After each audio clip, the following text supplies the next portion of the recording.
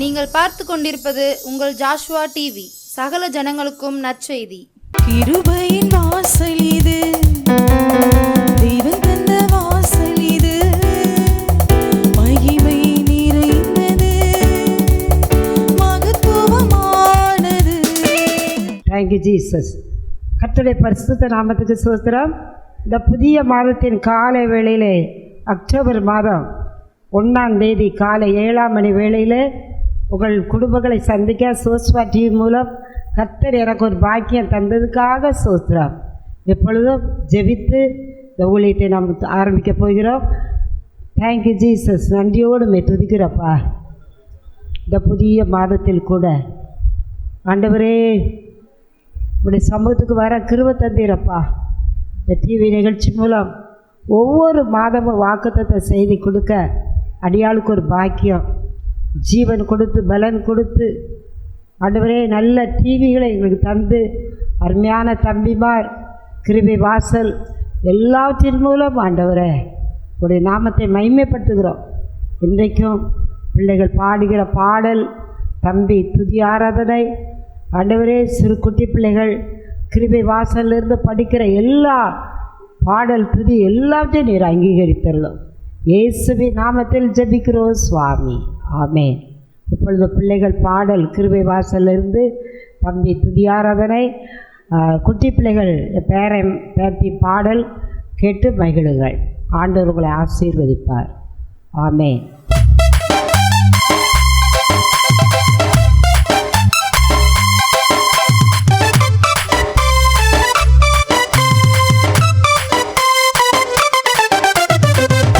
சொல்லி உம்மை பாட வந்தோம், காருண்யத்தை எண்ணி போற்ற வந்தோம். நன்றி சொல்லி உம்மை பாட வந்தோம், காருண்யத்தை எண்ணி போற்ற வந்தோம். வார்த்தையினால் நீ சொன்னதெல்லாம் கரங்களினால் இன்று நிறைவேற்றினீ. வார்த்தையினால் நீ சொன்னதெல்லாம் கரங்களினால் இன்று நிறைவேற்றினீ. நன்றி நன்றி சொல்வோம் உயிருள்ளவரை, குறையாமல் காத்திடும் நல்லவரை. நன்றி நன்றி சொல்வோம் உயிருள்ளவரை, குறையாமல் காத்திடும் நல்லவரை.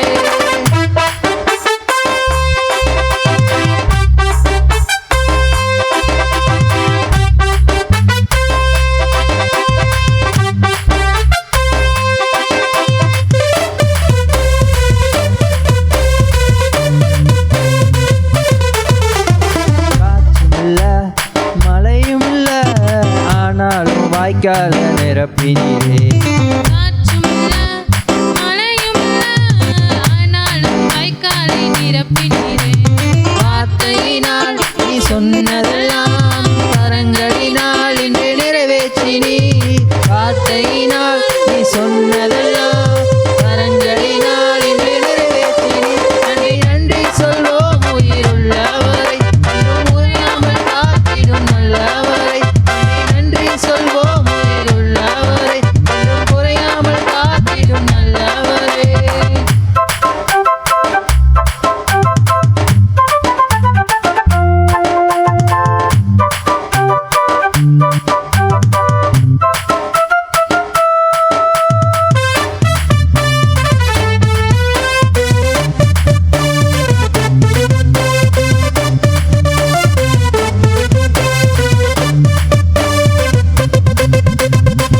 கப்பட்ட தேசத்திலே கீர்த்தியும் புகழ்ச்சியும் ஆக்கினீரே. வெட்கப்பட்ட தேசத்திலே கீர்த்தியும் புகழ்ச்சியும் ஆக்கினீரே. வார்த்தையினால் நீ சொன்னதெல்லாம் கரங்களினால் இன்று நிறைவேற்றினீ. வார்த்தையினால் நீ சொன்னதெல்லாம் கரங்களினால் இன்று நிறைவேற்றினீ. நன்றி நன்றி சொல்வோம் உயிருள்ளவரை, ஒன்றும் குறையாமல்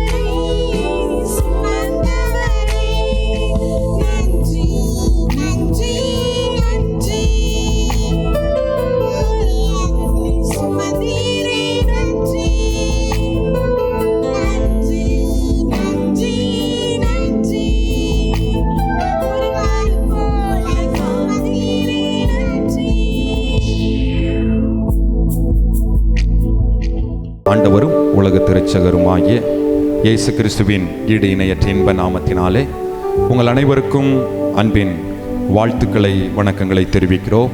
கர்த்தர் நல்லவர்.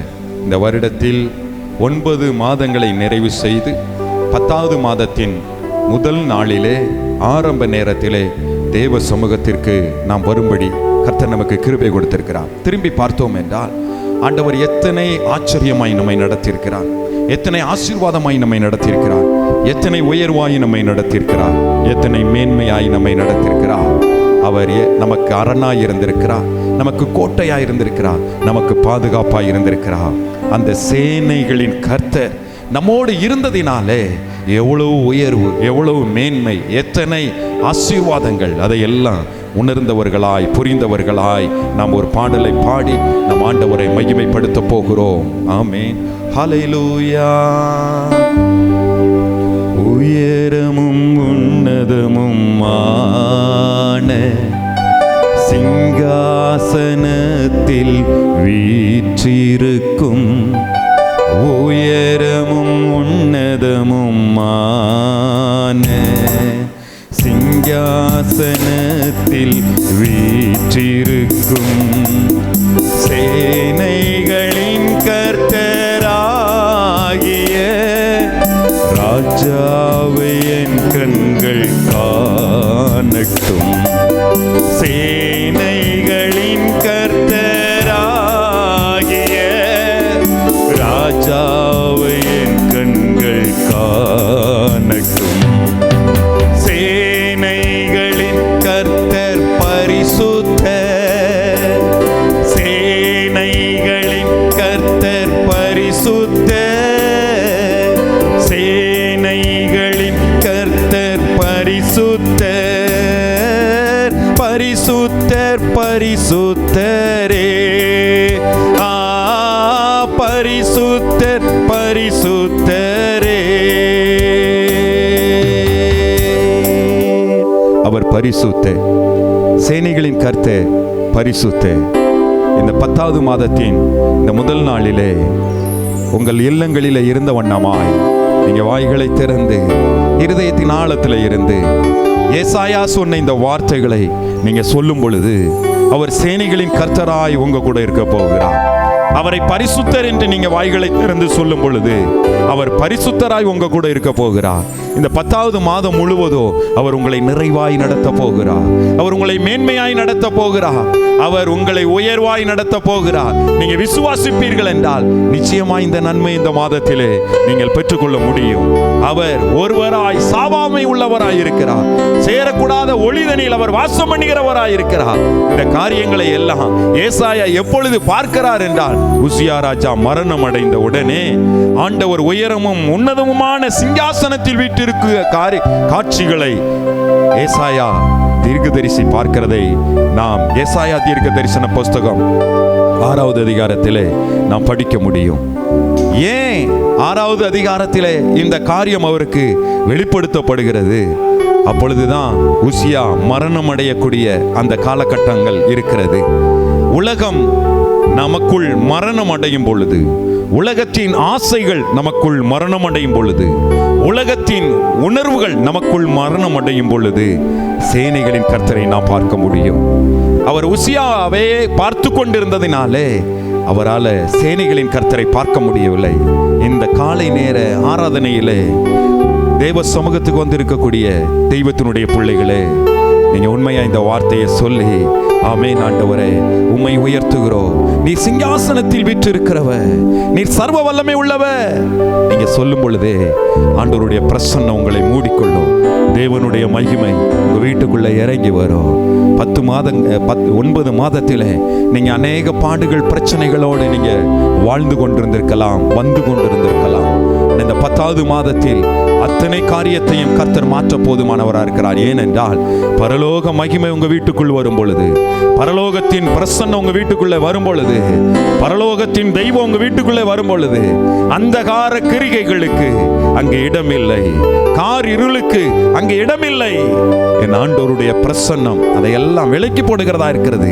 வெளிச்சம் உங்க வீடுகளை சூழ்ந்து கொள்கிறது, இருளின் ஆதிக்கங்கள் வெளியேறுகிறது, நன்மைகள் புறப்படுகிறது. உங்கள் வாழ்க்கை இன்றைய நாளில் இருந்து புதிய ஆரம்பமாய் இருக்க போகிறது. உம்மை உயர்த்துகிறோம். எல்லாம் சேர்ந்து நன்றி ஆண்டவரே. ஒருவராய் சாவாமை உள்ளவர் இவர், சேரக்கூடா ஒளிதனில் வாசம் செய்பவர். ஒருவராய் சாவாமை உள்ளவர் இவர், சேரக்கூடா ஒளிதனில் வாசம் செய்பவர். அகிலத்தை வார்த்தையால் சிருஷ்டித்தவர், இயேசுவே உம்மையே ஆராதிப்போம்.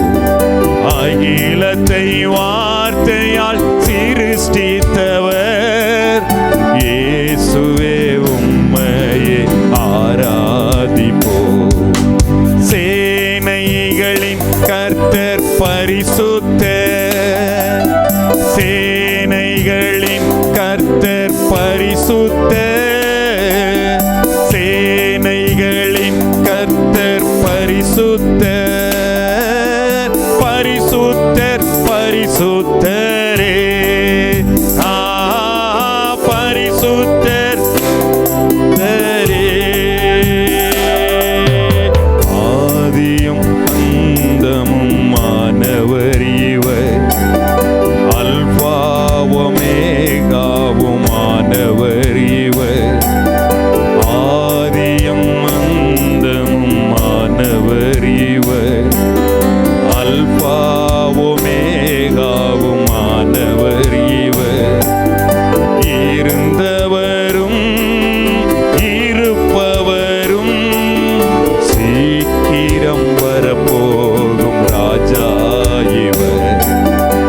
இருந்தவரும் இருப்பவரும் சீக்கிரம் வரப்போகும் ராஜா இவர். சேர்ந்து சொல்லுவோம்.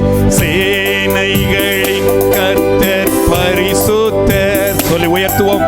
சேனைகளின் கர்த்தர் பரிசுத்தர், சேனைகளின் கர்த்தர் பரிசுத்தர், பரிசுத்தர் பரிசுத்தரே.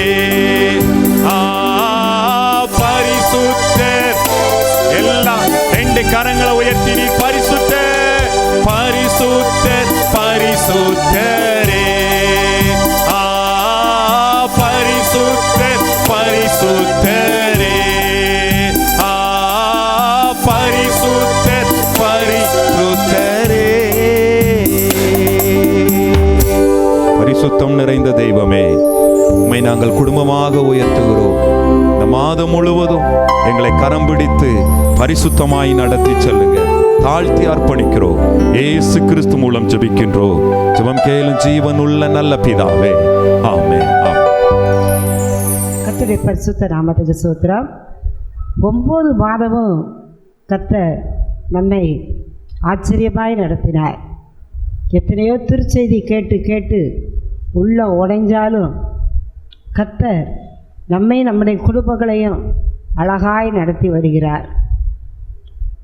பாதைக்கிட்ட கரடு புரடாதுதான், பள்ளம், நிறைய பள்ளங்கள், பண தேவைகள் இருந்தாலும் புதிய 10வது மாதத்தில் கூட நம்மை ஆச்சரியமாய் நடத்தி வருகிறார். இந்த புதிய மாதத்துக்கான வாக்குத்தத்தம் கர்த்தர் உங்களுக்கு கொடுக்கும்படியாய் எனக்கு ஒரு பாக்கியத்தை தந்தார். ஆண்டு சமூகத்தில் ஒவ்வொரு மாதமும் ஏசப்பா இந்த மாதத்தில் நான் என்ன சொல்லணும், ஜனங்களுக்கு பிரயோஜனமாக இருக்கணும் கேட்கும்போது கர்த்தர் கொடுத்த வார்த்தை எடுத்துக்கோங்க. உபாகமம் 28ஆம் அதிகாரம் 1ஆம் வசனம். உபாகமம் 28ஆம் அதிகாரம் 1ஆம் வசனம். இன்று நான் உனக்கு விதிக்கிற உன் தேவனாகிய கர்த்தருடைய கட்டளையை நீ கவனமாய் அவருடைய சத்தத்துக்கு நீ செவி கொடுப்பாயாக. அதாவது கர்த்தர் ஒவ்வொரு மாதமும் கொடுக்குற வார்த்தைக்கு நீ செவி கொடுக்கணும். அப்போது அந்த வசனத்தில் 15ஆம் வசனத்தை நீங்கள் பார்த்தீங்கன்னா, அவர் சத்தத்துக்கு நீ செவி கொடுக்கும்போது செவி கொடுக்கும் போது தான் ஆசீர்வாதங்கள். 14 ஆசீர்வாதங்கள் 1ஆம் வசனத்திலிருந்து 14 வசனம் வர ஆசீர்வாதம். ஆண்டவர் சமூகத்தில், எசப்பா அந்த புதிய மாதத்துக்கு நீர் என்ன வார்த்தை தருகிறீர், எப்படி பேசுகிறேன்னு சொல்லும்போது கர்த்தர் சொல்கிற காரியங்கள், நான் உனக்கு விதிக்கிற கட்டளைகள், நியாயப்பிரமாணங்கள் நிறைய இருக்குது. கவனமாய் அதுக்கு பாட்டில் எடுத்துகிட்டு போகுது. 10 கட்டளை யார் கைக்குள்ள அந்த நாளில் கை கொண்டிருப்பாங்க? இல்லை, அது சொன்னது தான். நீ செவி கொடுத்தால், ஏன்னா செவி கொடாதவன் எவனோ. ஏன் சங்கீதம் 2:12 கொஞ்ச காலத்தில் அவருடைய கோபம் பற்றி எரியும், எனக்கு செவி கொடுக்கிறவன் அவன் விக்கிரமின்றி வாசம் பண்ணி ஆபத்திற்கு பயப்படாமல் அமைதியாக இருப்பான். செவி கொடுக்கும்போது தான். இல்லை, ஒரு கட்டளைக்கு கீழ்ப்படிவேன், ஒரு கற்பனைக்கு கீழ்ப்படிப்பேன், அதுக்கு பிறகு என்னால் முடியாது. இல்லை, அப்படி சொல்லவே இல்லை. எல்லா கட்டளைகளுக்கு கீழ்ப்படியணும். நம்மளால் முடியாது. கடைசி நாட்கள், அடுத்த நிமிஷம் நம்முடைய மரணமோ வருகையோ, அடிக்கடி எல்லா மாதமும் சொல்லிக்கிட்டே இருக்கேன். எப்போனாலும் அவருடைய பிரசன்னத்தில் இருக்கும்போது ஆண்டவர் சொல்கிறது, நீ ஆயத்தமாக இரு, நீ ஆயத்தப்படு, ஒரு கூட்டத்தை ஆயத்தப்படுத்து. இதைத்தான் ஆண்டவர் எனக்கு அடிக்கடி சொல்கிறார். அதனால் எப்போனாலும் அவருடைய வருகை இருக்கலாம், மரணம் இருக்கலாம். அதனால் ஒரு கட்டளைக்கு கீழ்ப்படிஞ்சு ஒரு கட்டளைக்கு கீழ்ப்படியாமல் இல்லை. யாத்திராகமத்தில் சொல்லப்பட்டிருக்கு, எனக்கு செவி கொடுத்து அன்றைக்கு மோசே மூல கர்த்தர் கொடுத்த கட்டளைகளுக்கு நம்ம கீழ்ப்படியும் போது அந்த ஆசீர்வாதம்லாம் பலிக்கும். ஆனால் 15ஆம் வசனத்தில், அதே உபாகம் 28:15 அவர் சத்தத்துக்கு செவி கொடாதே போனால் இப்பொழுது சொல்லப்படும் சாபங்கள் எல்லாம் உன்மேல் வந்து பலிக்கும். ஆசீர்வாதமும் பலிக்கும், சாபமும் பலிக்கும். கீழ்ப்படியும் போது தான் ஆசீர்வாதம். ஏன்னா சங்கீதம் 2:12 கொஞ்ச காலத்தில் அவருடைய கோபம் இப்போவுமே அவருடைய கோபம் தாங்க முடியலை. இதெல்லாம் நடக்கு பாருங்க. 27ஆம் தேதி செப்டம்பர் 27 பீகாரில் புனித நீராடின 36 சிறு குழந்தைகள், 7 பெரியவங்க, 43 பேர். அவங்க பரிசுத்தமாகன்னா அந்த நதியில் நீராடினாங்க. ஆனால் நிறைய பேர் மரணம் அடைஞ்சிருக்காங்க. 36 சிறு குழந்தைகள். பாருங்கள், நம்ம எப்படிப்பட்ட ஒரு காலகட்டத்தில் இருக்கோம். செவி கொடுத்து கொஞ்ச காலத்தில் என்ற கோபம் பற்றியறி அவர் செவி கொடுக்கிறவன். இன்றைக்கி ஆண்டவர் ஏன்ட செவியை சாய்த்து கேள்வி ஏன்டையும் பேசுவார். எலும்பு, நடு ராத்திரி எலும்பு, காலையில் எலும்பு, மத்தியானம் கொஞ்சம் நேரம் கிடைக்கும். செவி வீணாக நேரத்தை போக்காத, கொஞ்சம் ரெஸ்ட்டு எடுக்காண்டான்னு சொல்ல மாட்டார், ரெஸ்ட்டு எடுத்துக்கோ. ஆனால் நான் இப்போ என்ன பேசுகிறேன், எனக்கு செவி கொடு. கடைசி செப்டம்பர் கடைசி வெள்ளியில் கர்த்தர் நிறைய பேசினார்.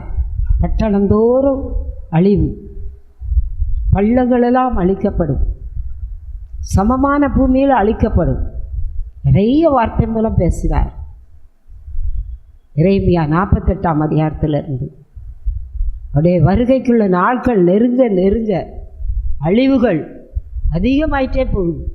கடையம், அம்பாசமுத்திரம், தென்காசி பகுதியில் சின்ன நிலவு அதிர்வு தான். அதை நம்ம சாதாரணமாக எடுக்க முடியாது. ஏன்னா ஒரு நாள் தென்காசியில் ஒரு ஊழியர் பேசும்போது அவர் ஓடி சொன்னார், இது கீழே அழிவு, அப்படியே நிலத்தட்டு நகர்ந்து வருதுன்னு சொன்னார். அதனால் 2024 பயமுறுத்ததுக்காக சொல்லலை, எப்போ சேதைகள் வரும்னு நம்ம சொல்ல முடியாத காலங்கள். அதனால் டிவி மூலம், செல் மூலம் நிறைய வசனம் கேட்டுக்கிட்டே இருக்கோம்.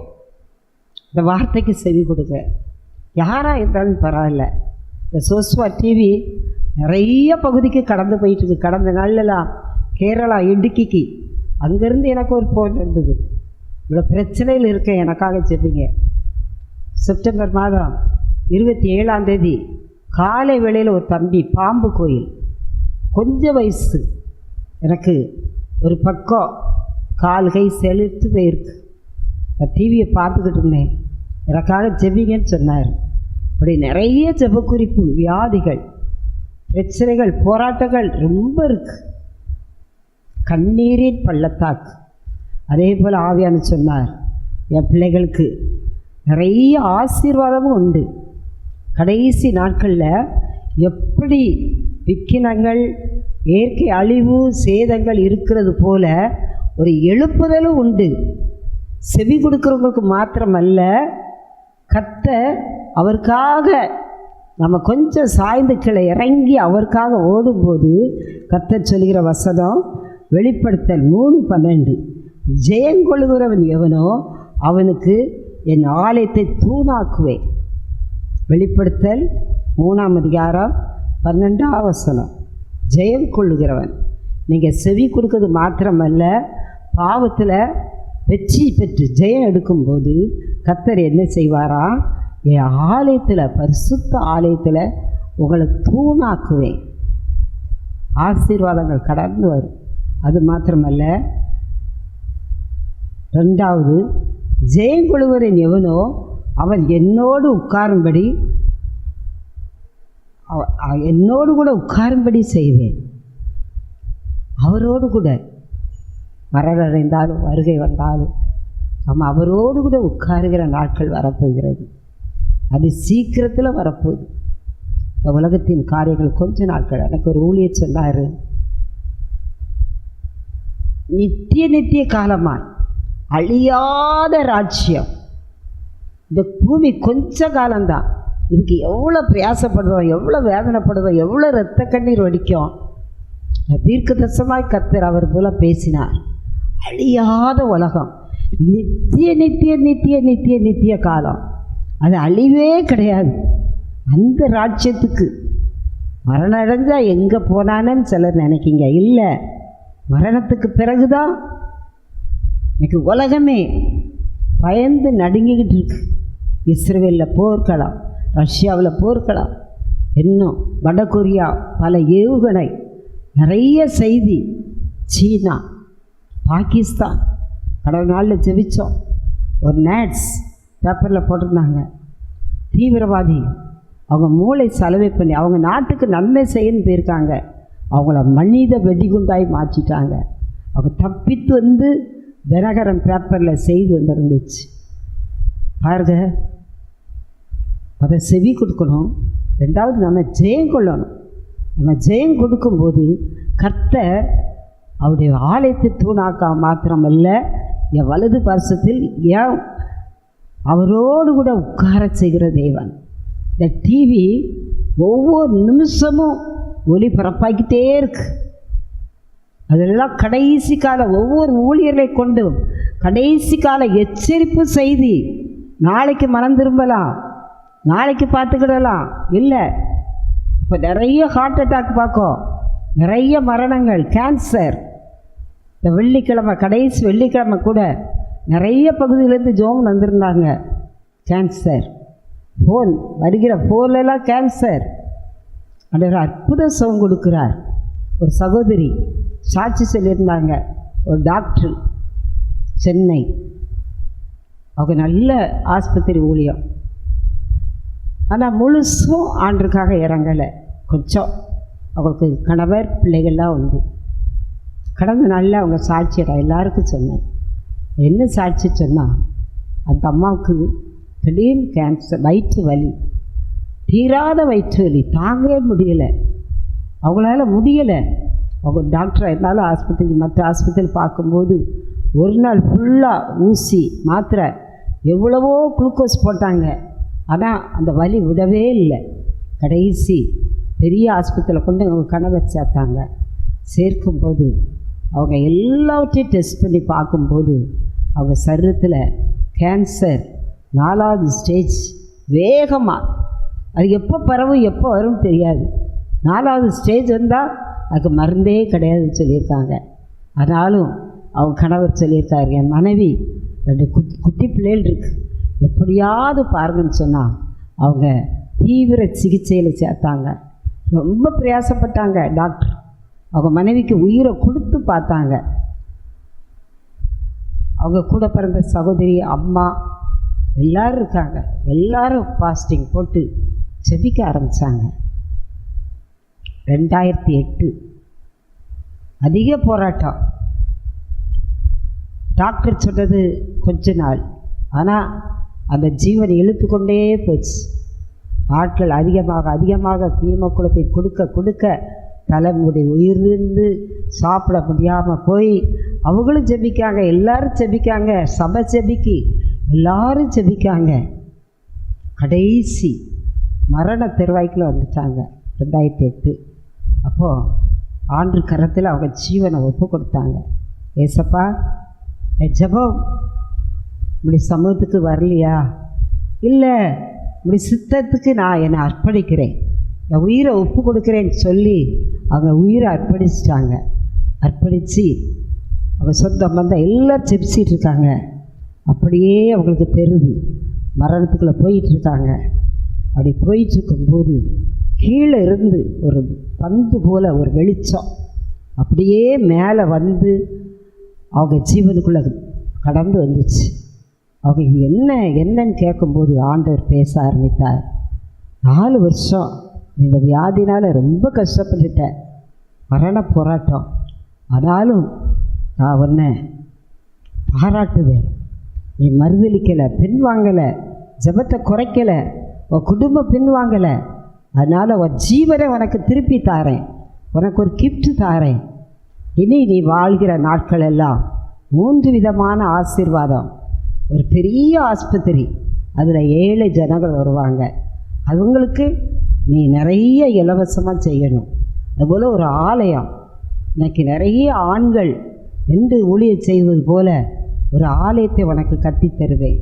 அதுபோல் விதவைகள், முதியோர்கள் 3 வேளை ஆகாரம் நீ கொடுக்கணும். அப்போ அந்த உயிர் போகிற மாதிரி இருக்கிற சூழ்நிலையில், மயக்கமான சூழ்நிலையில், எசப்பா எங்கேருந்து கொடுப்பேன்? நான் உனக்கு ஆசீர்வதிப்பேன், உன் கையை ஆசீர்வதிப்பேன், ஒரு பண தேவைகளை சந்திப்பேன் என்று சொல்லி ஆண்டுடைய சத்தம் கேட்டு மறைந்தது. இந்த சகோதரி எல்லாரும் உயிர் போகும்போது சொல்லி நினைக்கும் போது அவங்க கண்ணை திறந்து பார்த்தாங்க. ஏசப்பான்னு சொல்லி கண்ணை திறக்கும்போது எல்லாரும் ஆச்சரியப்பட்டாங்க. உயிர் திரும்ப வந்துச்சு. அவங்க இப்போ 2024 அந்த பெரிய ஆலயத்தை ஆண்டவர் கட்டி கொடுத்தார்.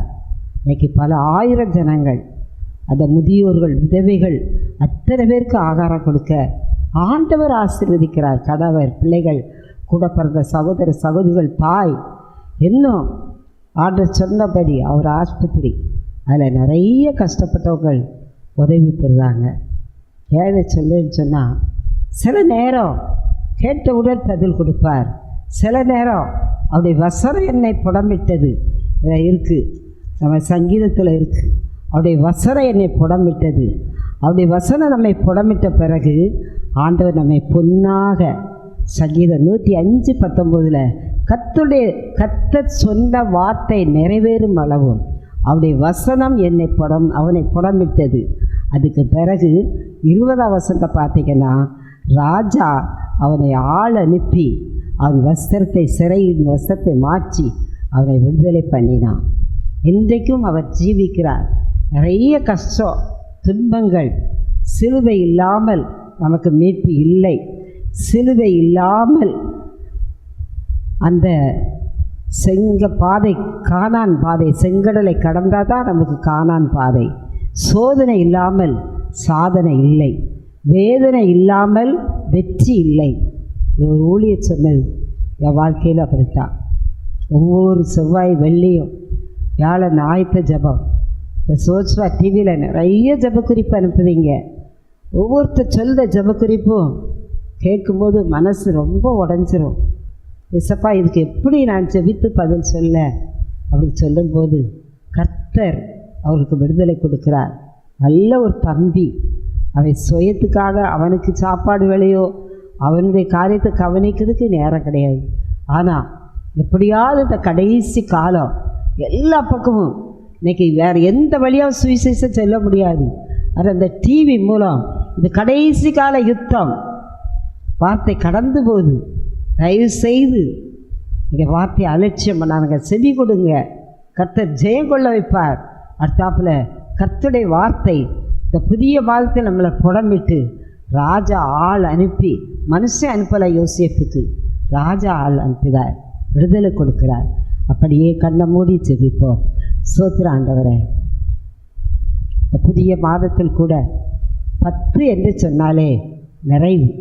ஒரு குழந்தை 10 மாதம் வயிற்றிலிருந்து பிறக்குப்பா. ஏசப்பா, 9வது செய்தியோடு இது 10வது செய்தி நினைக்கக்கூடாது.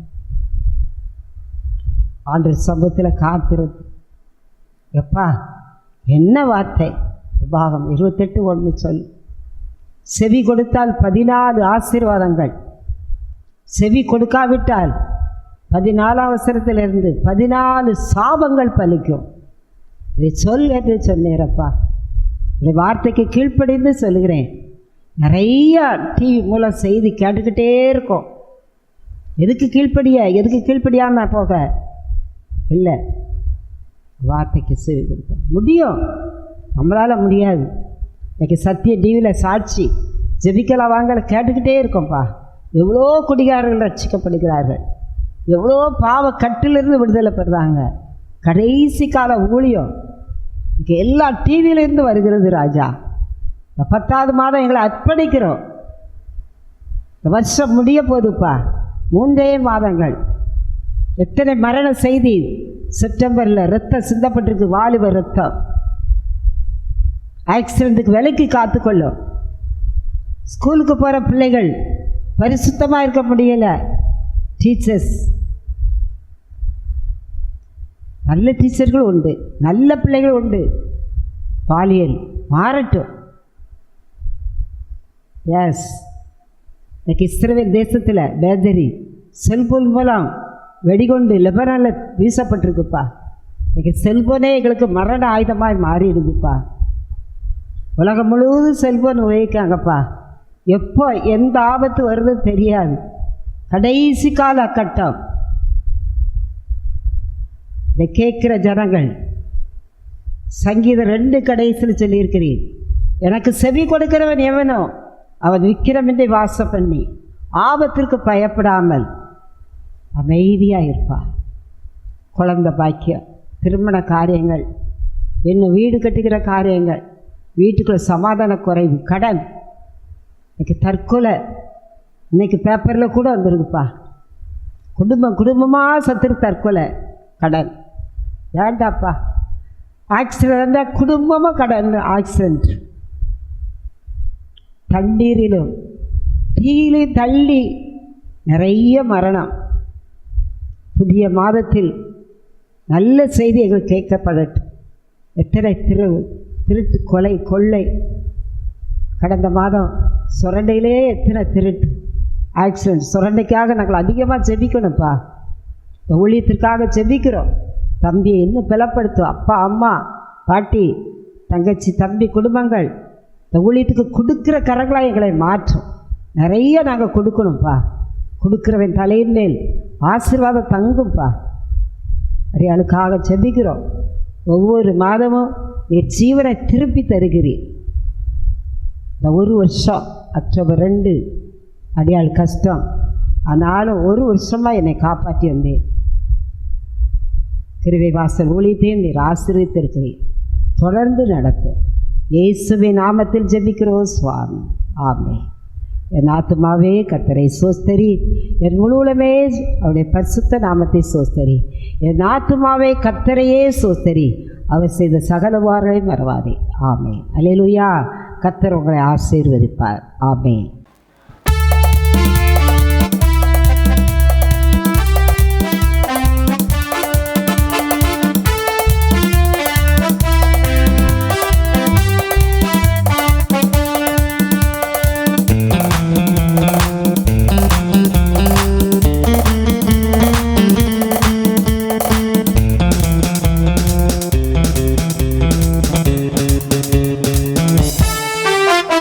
கிருபையின்